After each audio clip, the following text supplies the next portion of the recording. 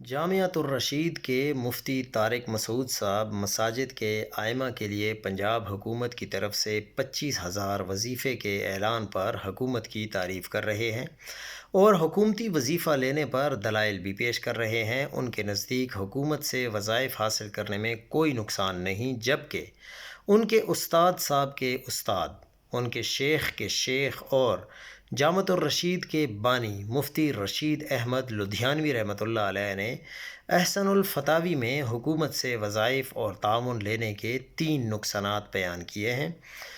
پہلا یہ کہ حکومت سے ادنیٰ رعایت بھی حاصل کرنا دین کے لیے سخت مضر بلکہ مہلک ہے۔ دوسرا یہ کہ جن مدارس نے حکومت سے امداد لی ہے، آئندہ کے لیے ان کی زبان حق گوئی سے بند ہو گئی۔ تیسرا یہ کہ اور حکومت اس احسان کے عوض ان سے بہت سے خلاف شریعت کام لیتی رہی۔ مفتی رشید احمد لدھیانوی رحمۃ اللہ علیہ کے مطابق حکومت سے وظیفہ لینا دین کے لیے سخت مضر بلکہ مہلک ہے۔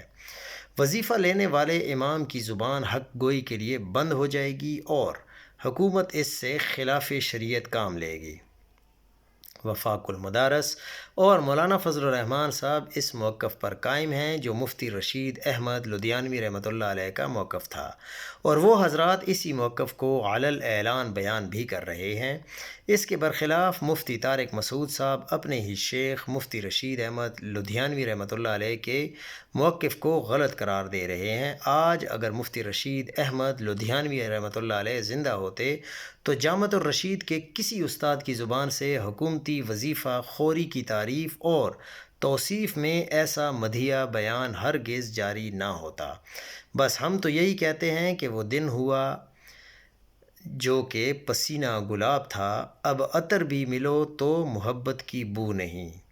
اللہ تعالیٰ مفتی رشید احمد رحمۃ اللہ علیہ کی قبر پر کروڑوں رحمتیں نازل فرمائے اور ان کے تلامذہ اور مریدین کو ان کے نقش قدم پر چلنے کی توفیق نصیب فرمائے۔